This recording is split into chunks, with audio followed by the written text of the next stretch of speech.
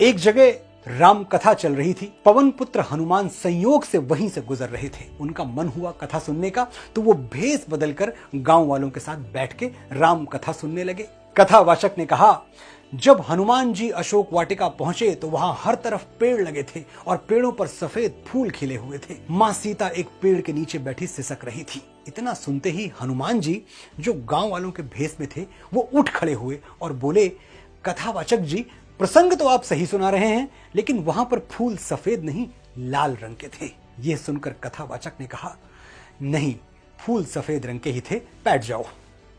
हनुमान जी अपने वास्तविक स्वरूप में आ गए और बोले, मैं स्वयं पवन पुत्र हनुमान हूं, मैं ही गया था अशोक वाटिका, मैं कह रहा हूं कि फूल लाल रंग के थे।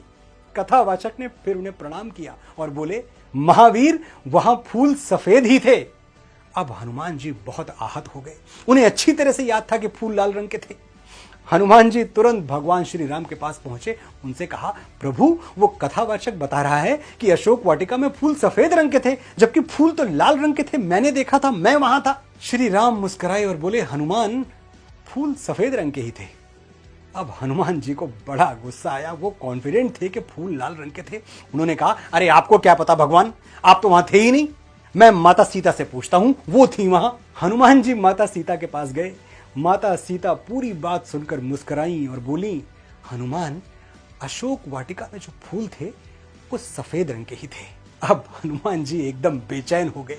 उन्हें अच्छी तरह याद था कि फूल लाल रंग के थे, तो ऐसा कैसे हो सकता है कि कथावाचक स्वयं श्री राम और माता सीता सब लोग गलत बोले। अंततः वो वापस कथावाचक के पास गए और उनसे कहा, आप ही शंका का समाधान करें।